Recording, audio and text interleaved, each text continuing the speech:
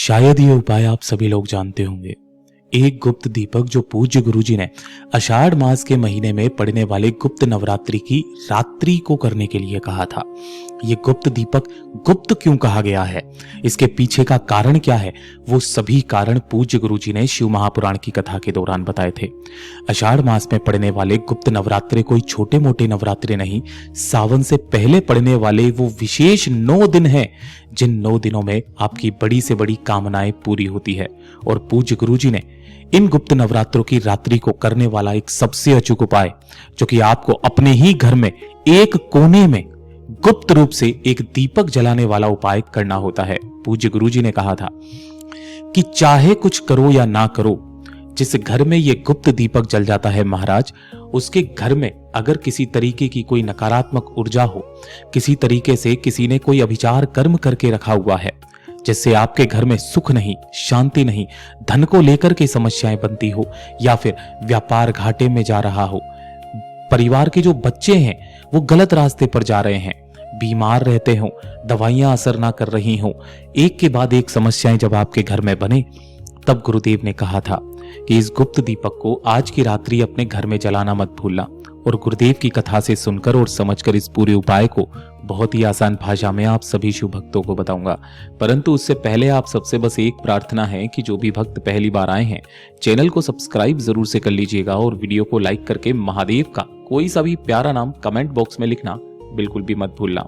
गुरुदेव ने कहा था कि जब भी कभी आपको लगे कि आपके घर में कुछ अजीब सा होने लग रहा है, पहले जैसा कभी भी नहीं होता था, जैसे आपके घर में अचानक से कोई ना कोई परेशानियों का आना, बेवजह किसी भी चीज से लड़ाई झगड़ा हो जाना, धन की अचानक से हानि होना, व्यापार में घाटा होना, परिवार के बच्चे सही चलते चलते गलत रास्ते पर जाना, या फिर उनका पढ़ाई लिखाई में दिमाग ही नहीं लगना, गलत रास्ते पर जाते हुए शराब, सिगरेट, तंबाकू का सेवन करने लगना। गुरुदेव ने कहा था आज की रात्रि एक दीपक तैयार करना है, आटे का या मिट्टी का। तो गुरुदेव ने कहा था घर में जो गेहूं का आटा होता है, उसी गेहूं के आटे का एक दीपक तैयार करना, और इसी दीपक के अंदर आपको जो बाती लगानी है वो जैसा आप यहां पर देख पा रहे हो, लंबी बाती, इस तरीके से आपको एक लंबी बाती लगा लेनी है। ध्यान रखना, लंबी बाती जो होगी वो रुई की होगी, ना कि कलावे की। काफी सारे व्यक्ति जब रुई नहीं मिलती है तो कलावे की बाती लगा देते हैं। इसी के अंदर आपको भरना होगा सरसों का तेल। ध्यान रखना, घी का दीपक नहीं लगेगा, सरसों का तेल आपको लेना है। ठीक, इसी के साथ में आपको 1 चुटकी हल्दी और 1 चुटकी कंकु लेना है। ये वो चीजें हैं जो आपके घर से दरिद्रता को दूर करती है, और आपके घर में अगर किसी तरीके की कोई नकारात्मक ऊर्जा है वो सदैव के लिए समाप्त हो जाती है। 1 चुटकी हल्दी और 1 चुटकी कुमकुम लेकर के आपको अपने ही घर का वो विशेष हिस्सा चुनना है जहां पर अंधेरा रहता हो।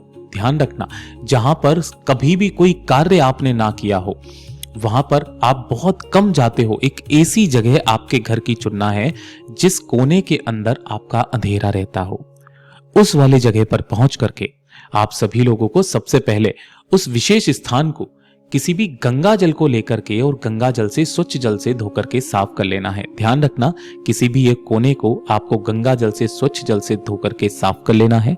उसके पश्चात जो आपने हल्दी और कुमकुम लिया है, हल्दी और कुमकुम से उसी स्थान पर आपको एक स्वस्तिक का निर्माण करना है। ध्यान रखना, ये वो स्थान है जहां पर परिवार के सदस्य बहुत कम जाते हैं या फिर अक्सर खाली बना हुआ रहता है। यह आपके कमरे का किसी भी एक कमरे का कोना हो सकता है, आपके स्टोर रूम का कोना हो सकता है, आपका स्टोर रूम हो सकता है। एक ऐसी जगह चुनना है जहां पर आपको गंगा जल से, स्वच्छ जल से धोकर के एक स्वस्तिक का निर्माण हल्दी और कुमकुम से आपको कर देना है। पहले हल्दी से बना देना, फिर कुमकुम से बना देना उसी की जगह पर, और उसी स्थान पर आपने जो एक दीपक लिया है, उस एक दीपक को उसी स्वस्तिक के ऊपर रख करके आपको जला देना है।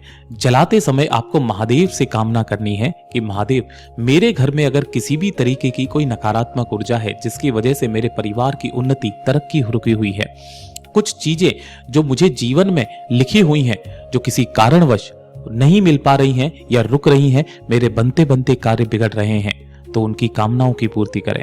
और इस बाती का मुख आपको उत्तर दिशा की तरफ में रखना है। ध्यान रहे, भूल करके भी दक्षिण दिशा की तरफ में मत रख देना। पूज्य गुरुजी ने कहा, इस दीपक को गुप्त दीपक इसीलिए कहा जाता है कि यहां पर जब आप दीपक को लगा लें तो उसके पश्चात किसी भी व्यक्ति की नजर इसके ऊपर नहीं पड़नी चाहिए। यह एकदम गुप्त रूप से होना चाहिए। अगला दिन जब ठंडा हो जाए, इस दीपक को उठा करके वापस से आप काम में ले सकते हैं। इस उपाय को इस गुप्त नवरात्रि की किसी भी एक रात्रि को आपको करना है और अगले ही दिन से आपके घर में जो चमत्कार होगा कमेंट बॉक्स में बताइएगा जरूर। बात करते हैं हमारे दूसरे वाले उपाय की। दूसरा उपाय जो पूज्य गुरुजी ने कहा कि अगर आपके घर में धन नहीं आ रहा, पैसा टिकता नहीं है, आता तो है लेकिन टिकता नहीं है, या तो घाटा हो रहा है, उसी घाटे को भरने में चला जा रहा है, किसी से उधार लिया हुआ है तो उसका उधार चुकता करने में चला जा रहा है, व्यापार, दुकान, फैक्ट्री कोई खोली हुई है लेकिन वो अच्छे से नहीं चल रही है, काफी सारी समस्याएं जब जीवन में धन को लेकर के बनने लगे और हृदय में आ जाए कि शायद माता लक्ष्मी मुझसे रूठी हुई हैं। इन गुप्त नवरात्रों की रात्रि को पूज्य गुरुजी ने कहा था, किसी भी एक दिन, कोई जरूरी नहीं है कि आप पहले दिन करें या दूसरे दिन करें, किसी भी दिन और किसी भी समय एक काम छोटा सा करना है। गुरुदेव ने कहा कि अगर आपके 1 से 2 दिन निकल भी जाएं कोई दिक्कत नहीं है, लेकिन एक नियम बना लेना कि गुप्त नवरात्रों में पड़ने वाले ये जो 9 दिन होते हैं, इन 9 दिनों में जितनी बार आप इस उपाय को कर सकें कीजिएगा। आपको 9 शमी के पत्ते लेने हैं। ध्यान रहे, 9 शमी पत्र आपको लेने हैं। आपके सबके घरों में होंगे।